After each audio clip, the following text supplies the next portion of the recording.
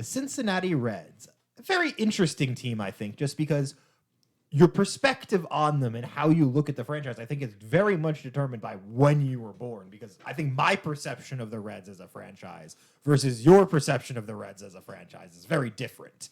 You know, we're gonna do another deep dive right behind this, and then go back to an episode. And the next one is going to be on the Pirates. And I've had all those discussions about the Reds and the Pirates, and you're right about when I was a kid. Those two teams. That was a big rivalry in the 70s. The only rivalry they've had with the Pirates since I've been alive has been for the bottom of the NL Central. I think they actually had a playoff series against them in like 2015, a wild card. I think that wasn't it the year the Pirate fans got to Johnny Cueto. Yeah, I think you're right. That's very good. I'd forgotten about that. And the Reds are our first of our 5 World Series winning teams now as we get near the end of our deep dives. Towards the top now. They're going to go up a lot now as we get toward the end. Start jumping up people. But and so they basically have won over a fair amount of period of time. First winning in 1940 and last winning in 1990. Though. Right, so over 50 years they won their 5. Right, that's winning one every 10 years in that period, from 1940 to 1990. So that's a very strong performance for them. And I think it certainly kind of speaks to why, if you were born right around 1990... I forgot one. Oh, you did? I forgot, of course, because I always forget because the Black Sox lost to the Reds, and we always forget about the 1919 World Series, it was the Reds that won. 4 between 1940. Okay, so they weren't winning one every 10 years quite as much. And then they got a lot of them close together, too, because the Big Red Machine won back to back. Right. No, that was crazy. And so when I started going back, because there was something in history that made me think, okay, something about the Reds being undefeated. Okay, and I'm like, well, wait, like when they played like 10 for games a whole season, 87 games. When was this? Like 1860? No, it's actually 1869. Oh, okay. Was the Civil War ongoing? It was done. Come on. No, I mean, we're pretty close to that. I'm pretty sure we're just starting Reconstruction in the South. Came to find out that the Reds that we talk about today actually have nothing to do with those Reds. So they kept calling the teams different names. So was it an Indian thing back then? No. We'll get to that in a moment, by the way. So it's just coming. It's not this. So in 1869, those Reds, not these Reds, because the Reds franchise today started in 1882 in the American Association, and then we're a charter member of the National League. Okay, so that's these Reds. It's 142 years, and they've been the same contiguous franchise the entire time. Correct. Always out of Cincinnati. Always out of Cincinnati. So, but the Red Stockings, the first of 1869, were baseball's first all-professional team, all night, and so that was a big deal that everybody got paid. The Red Stockings were not the Red Sox. They were not the Red Sox, and nor were they the Reds themselves. And they were just a separate group called the Red Stockings. The Red Stockings, correct, and they had a 57-0 record. I'm sorry, in 1869, and then went ahead and won a bunch of games the next year, another 24 in a row for 81 consecutive wins before they finally lost to the Brooklyn Athletics. And then they disbanded after the 1870 one season. Oh, okay. So they just packed it in, which is why we only have the current modern day Reds. And then another team in 1875 called the Cincinnati Reds before the other ones started, and they lasted 4 years. And they disbanded after 1879. They were called the Reds, not the Red Stockings. So they took a little bit to get the team to stick. It's very confusing. So our Reds started in 1882. They've got 5 World Series. They've won 10 pennants, although one of them was in funny baseball. The first in 1882, they were in first place. They called that a pennant. I guess. Well, they didn't have a World Series and all that stuff. Yes, we went through that last week. So that's sort of their history, and they have a barely 50.4% winning percentage in their history. A good, honest 500 base. Exactly. And they win a few games, you'll lose a few games. Don't get too excited here. We keep things consistent. So we talked about the wins of the World Series in those years, and they lost in 1939. So they won in 1940. So the year before they lost. Okay. In 1961, they lost to the Yankees, the famous 61 Yankee team. In 1970, they lost to the Baltimore Orioles, who had lost to the Mets the year before. And they lost in 1972. That was the first of the Oakland A's 3 World Series in a row. Okay, and then So the Reds were sort of knocking on the door in the 70s. Really trying to get in the 70s, but they weren't able to cross over until the 80s.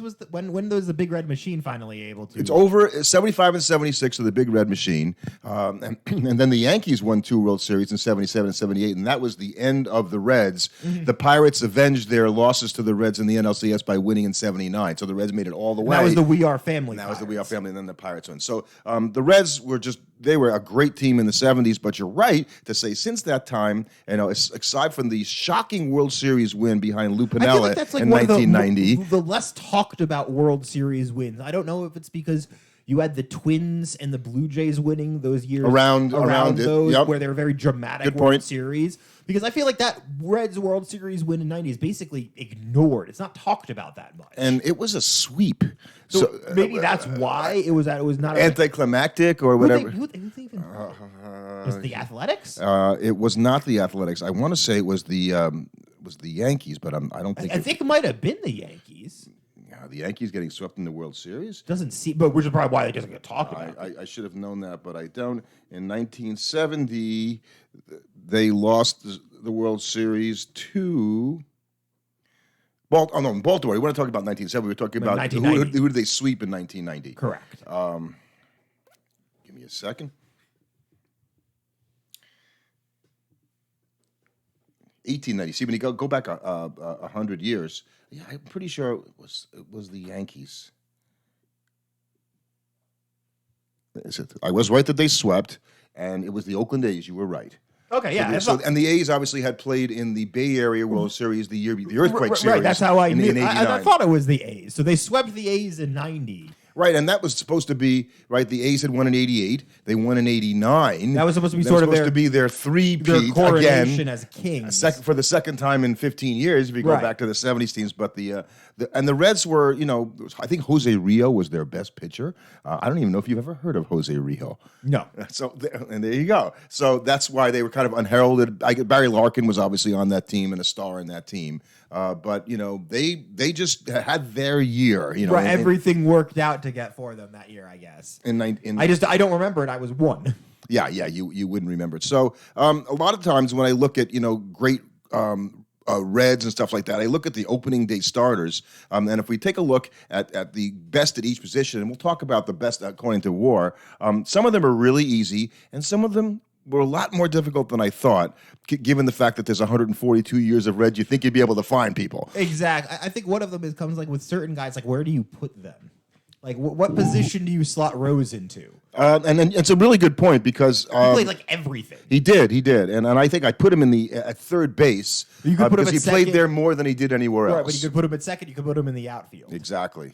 So well, let's face it, the catcher's pretty easy for the Reds. Catcher's about as easy a slam dunk as there is because he's maybe the greatest catcher ever, not just the greatest Reds catcher, and that's Johnny Bench. But there's another catcher for the Reds who's in the Hall of Fame. Mm-hmm. Who we don't talk about because he played on the 1940 team that won the World Series, Ernie Lombardi. You always hear me talking about Ernie the Schnoz Lombardi, the slowest man in baseball who would get thrown out at first base from right field on a single. Mm-hmm. Okay, but Ernie Lombardi hit, despite that, over 300 for his career, won an MVP. And was an excellent defensive catcher. He's a Hall of Famer. So while we give Johnny Bench his kudos, you got to at least mention Ernie Lombardi is, but if I had to find a third one, I'm not sure I could do that. Then again, I don't think there are too many teams that could boast 3 Hall of Fame catchers. That would be true. The Mets have 2, but I guess one of them didn't go there as a Met. So, but they're close. First base was hard because. The more I looked at his career, I thought, wow, he's in the Hall of Fame. He was one of my boyhood heroes, Tony Perez. You talked about loving Tony Perez as a player before. But when I looked at his career, I thought, he's got some of the tick stats that the home runs. He batted .279 for his career, and he played more first base than anything else. But a career 118 ops plus, it's not. It's very good, not great. Yeah, I guess I just expected him to be have been better, like he had bigger years. Was he the type of guy that played a bunch of subpar years out towards the end of his career? He didn't, and they weren't for the Reds either, so he went, he played with the Expos late in his career. But he did most of his damage. He had a 40 home run season at a time when people weren't hitting 40 home runs. He hit in the 30s a lot, so he had career home runs, over 400. Right, but if he had like some of these guys can have 379 or something they end up playing 20 years And that last 6 years of their career is just them tanking their own WAR and their own stats. So I found another guy that I'd always heard about first base, and he played on the '61 team that went to the World Series and didn't win.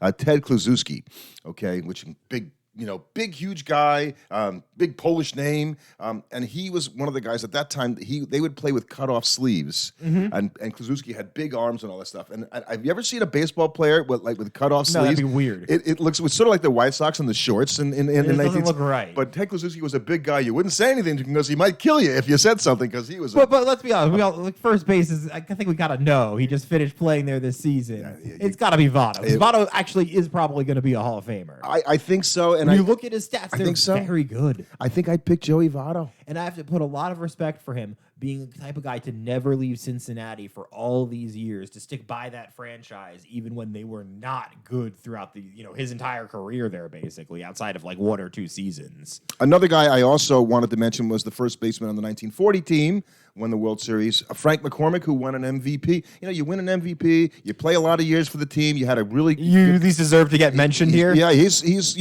a borderline Hall of Famer, but not a Hall of Famer. So, but another guy who deserves a mention. And so if you go back through the team's history, I always like to look at, who were the good guys on the teams when they won the World Series? Because those are the guys that people will remember. Like in 1975 and 76 at second base, it's pretty easy. Oh, it is? Joe Morgan? Okay, yeah, that makes it pretty easy. So not only... I guess short's pretty easy, too, then, for the Reds. But, I mean, Joe Morgan's kind of a slam dunk at second. It is when you especially because it frees up road for well, who's the other guy, right? So I always try to find another guy. Like, okay, who would be my second place? And if you go through the starting second baseman over the years, right, when I was watching Brandon Phillips?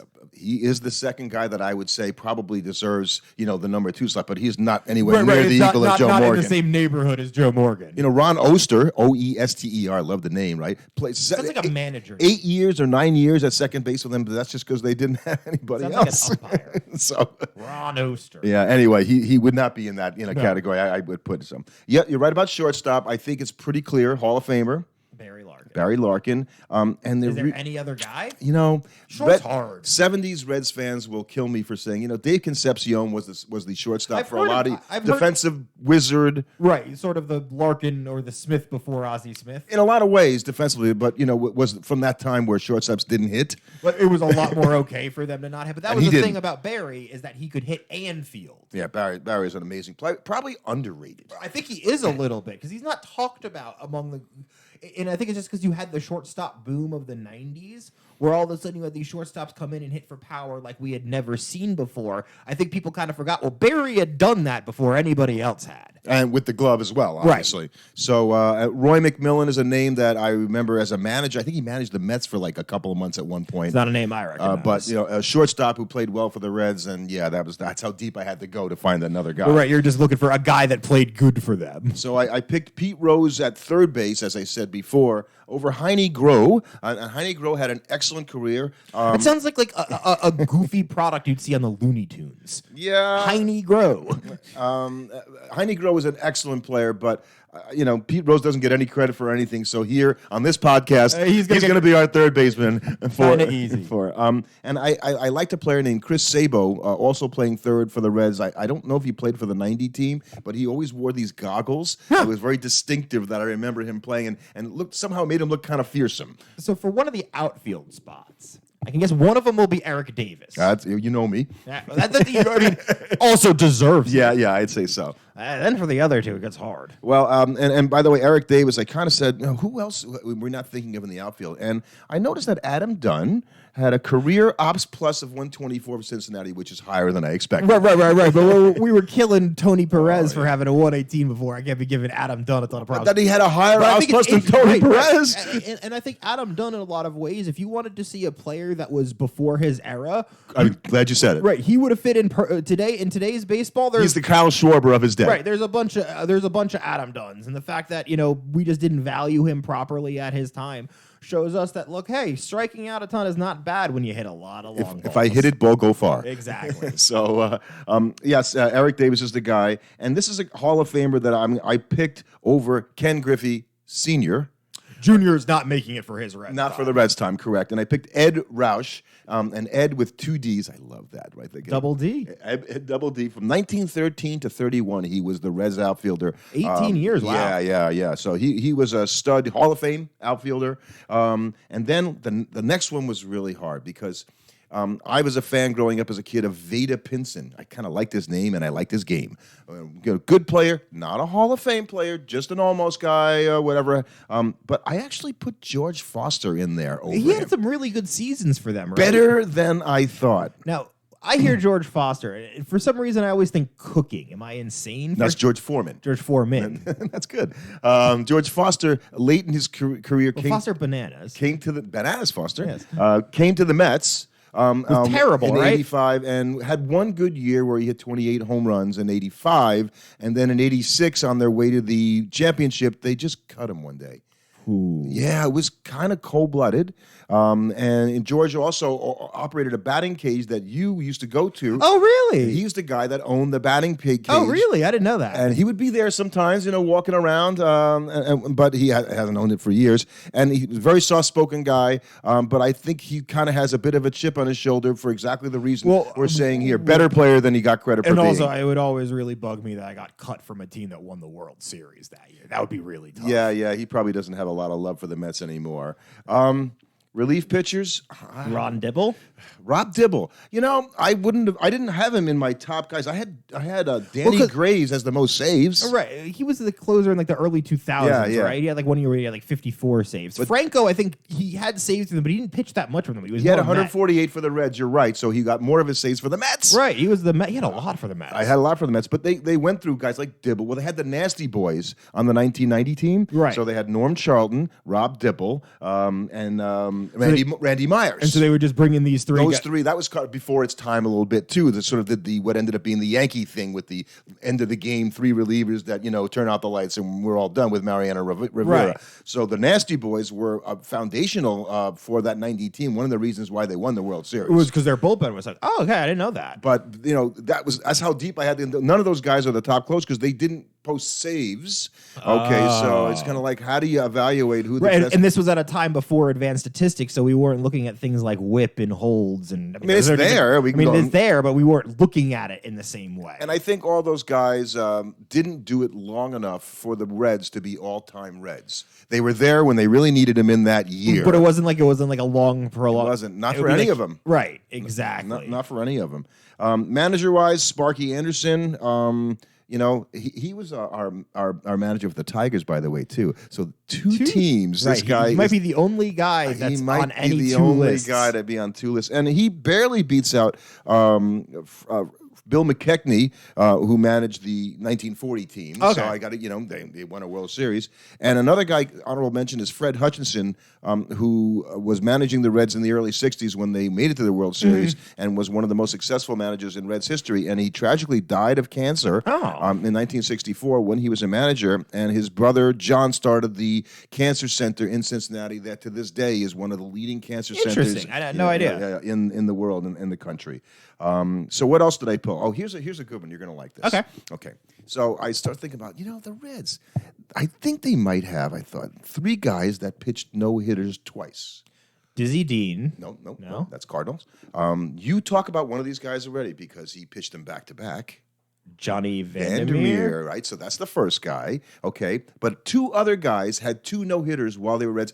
They're the only team, unless you go back to funny baseball with the White Sox. That has 3? That has 3 guys that pitched 2. I have no idea. Okay, so the next guy is a guy you haven't heard of, but he pitched. I didn't realize he had pitched 2 in a 2-year period. Jim Maloney, back in the 60s, pitched in 1967 and 1969, had no hitters. And you're not going to believe this, the third guy, because it's been very recently. Homer Bailey. He's thrown 2 no-hitters. I knew he threw 1. He's thrown 2 for the Reds. So they are the only team saved in the modern era. Really, Homer Bailey threw 2 no-hitters. Yeah. I almost don't believe Kind of blew my mind when it does. I knew he threw 1, but I didn't think he got 2 of them. When I saw that. Before we get to the top war players, and before we got to the podcast, I was saying, so back in the 50s, the Reds announced a preference that they wanted to be called the Redlegs in 1953. Imagine communism was a big part of that. Let's see. It says, a newspaper speculated that it was due to the developing political connotation of the word red to mean communism. From 1956 to 1960, so the year before they went to the World Series in 61, the club's logo was altered to remove the term Reds from the inside of the wishbone symbol. The word Reds reappeared in the 1961 uniforms, but the point of the C was removed as well. You communists, better dead than red. They would say stuff like that back in those days. Yeah, a giant C in a red cap might not have gone over too well. So the Redlegs, Frank Robinson won the rookie of the year and an MVP as a Redleg. But that's all been forgotten, in this day and age. In the annals of time. Exactly. So, let's take a look at the Reds for the war guys, because I think it's really kind of interesting. I mean, really, because I got to imagine the top of the list is pretty obvious. Well, we have Rose and Bench at the top, and then it goes back to do they have they just played a lot of years? Right. Is that really what it is? I'm struggling finding it right now. Hang on a second. Mm-hmm. Well, no, I just think it's interesting because then you're going to have guys like Tony Perez on there, but I'm sure there's going to be people that we don't expect. Like Adam Dunn might rank a lot higher on the Reds all-time war list than you would think. Yes, and it is just going to be interesting given that, thinking about it, like I'm bet there's a bunch of modern guys because I can see Brandon Phillips being on this list. Right. I mean, we won't Cueto. won't go down too deep. So the retired numbers are announcers, oddly enough. Included 3 of them. Joe Nuxhall, who had the distinction of being still is the youngest pitcher or player ever to play in a major league game. They brought him in at age 15 during the 1940s, and he pitched. And he became their announcer. And then he had a pretty good career so believe it or not, starting at 15, he didn't make it the first time around. He came back to them and made it as a pitcher, and then he was like an announcer there for years. Marty Brenneman, who's been announcer there for years, it didn't end well for Marty. No. And Waite Hoyt, who never played for the Reds, is a Hall of Fame pitcher, is in as an announcer for the Reds, which I'm still trying to figure out how did he end up there and not any place he ever played. Hall of Fame pitcher with one team, announcer with another. So they retired Fred Hutchinson's number, Johnny Bench, Joe Morgan, Sparky Anderson, Barry Larkin. Concepcion's number is retired. Okay. Pete Rose, Ted Kluszewski, Frank Robinson, Tony Perez. Those are the guys. And Votto will probably join him. And probably, I think he's got to. So you're right that Pete Rose is the number 1 war guy. Yep. And Johnny Bench is the number 2 war guy, and that's no surprise. No, the top 2 on this are fairly obvious. Unfortunately, it's Bench and Pete Rose. You got to be kidding yourself if you thought it was anybody And I else. think Rose's war total is as much cumulative than it is his excellence, by the way. Right, but he still did it, put it together. But he still did it. So Barry Larkin is 3rd, Joey Votto is 4th, Frank Robinson is 5th. It's a good list. I think right. You're pretty much just Hall of Famers all the way down. Joe Morgan, and then we get into Bid McPhee, who was a pitcher who pitched a long time ago that you've never heard of. His name is Bid. Bid McPhee, yes. Vada Pinson, we talked about him. Well, he's really that high up there, though. He's above so many other guys. You wouldn't think a guy like that would be that much better. Because you just haven't heard of him. Right. But he was just short of being Hall of Fame. Tony Perez, as you'd expect. And then, Noodles Hahn. I love this name. His name Noodles. The pitcher Noodles Hahn, career war, and he pitched, right at the beginning, the turn of the century. Right, his first year was in 1899. But, he holds a lot of the Reds' all-time records. For pitching? For pitching, yes. That's got to be tough, having to compete with a guy named Noodles. And I want to get to one more guy here because I think it's Bucky Walters, played during the 40s. And then there's Dolph Luke. Okay, so I'd never heard of this player, Dolph Luke, and he was born in 1890. He played from 1914 to 1933, although he took a couple of years off. He was a pitcher. He was a pitcher. So he was born in Cuba. And this is a time where, obviously, he played before Jackie Robinson ever came out. You got to say, he's playing close to the turn of the century. Right, and this guy played almost 20 years in Major League Baseball as a minority, unrecognized Cuban ball player. Must have just looked white enough. So he must have just looked white. A 20-year career, nice career for the Reds. Never heard of the guy, and I'm won just 2 always, World Series and got an ERA title. 2 of them. I'm always impressed with guys like that. That how could I have never heard of this guy? He's got to be so important. He's probably got a very interesting story. And Reds made me want to go in and try to maybe we'll sort of pull out the great Cuban players who played all these years who didn't get that. The rest of the guys are not guys that most of us will remember because they either didn't play long enough for the Reds, or they just played for them when nobody was alive. So I don't think we need to kind of go through all those guys. And the Reds now finally I think are in a position to be a team that I might pick to win the NL Central this year. Wow, that's a bold pick. So I think that there's certainly a team. I think my issue with the Reds is they felt like a team that's been everybody's trendy pick to break out a whole bunch of different numbers of years. Like, oh yeah, they're coming up, they're on their way up, and then they just kind of never do. Yeah, I felt like they're a team that they've always had interesting young players, but they've never really had one of them blossom into a true superstar. You know, you had Ellie De La Cruz last year, but then he fell off and he got hurt. Yeah, I think I think last year we both felt that they were on the rise, Right, and then they kind of normalized and played closer to what it's a long way from were they 3-22 like two seasons ago at the start of that season. Ago, yeah. So I think because the division's weak, because they've got a lot of pitching and they've thrown a lot. They're certainly the type of team that we always talk about it that in any one given year of baseball things can just go right for a team. And if things go right for the Red, yeah, maybe they could win the NL Central. Right. And I think they're in a much better place today than they were 2 years ago. That's for sure. And I guess I shouldn't end it like this as we get near the end, but well, I think it's important just because you look as we started off the podcast talking about the perspective of the Reds. To me, the Reds just like their franchise kind of like the Mets. It's not a good thing. They're a franchise like the Mets. Yeah, okay, so here's what makes the Reds different. You get a couple good seasons every once in a while, but other than that, you're middling to kind of bad. The back-to-back World Series, having the big red machine there is so strong to me for the franchise. My perception of that is that because that happened before I was born. And it and when they had their owner Marge Schott, and I don't know how much you know about Marge Schott. Marge Schott ended up being much more racist than we thought when we first heard about it. But she was this sort of throwback woman who cruised around to the games with her dog Shotzi at the games, and then it kind of came out that she said some real bad stuff, and the Reds took a long time to recover from sort of that association with her. Right, especially I can imagine that's really tough to. And that's not your fault. Not their fault, right? But when they were down, is what I'm saying is like it happened at episode like that. Always Pete Rose was involved, and her. Right, they've had a lot of negative stories, a lot of bad stuff. And so you can only hope they're far beyond that this now. This year, and it'd be great to have Joey Votto get a great send-off season, right? I don't think he's going to play for the Reds. I'm not sure they're not going to sign him. So, but yeah, their future is a lot brighter than it was. It has been a long time, but at least they've won a World Series more recently than the Mets. Yeah, true that. I think Votto on the Orioles could happen. That I could see. But if he wants to play, he'll find a job someplace. I think Reds fans will enjoy watching Ellie De La Cruz Prenny this season. No, that's a fun player to watch.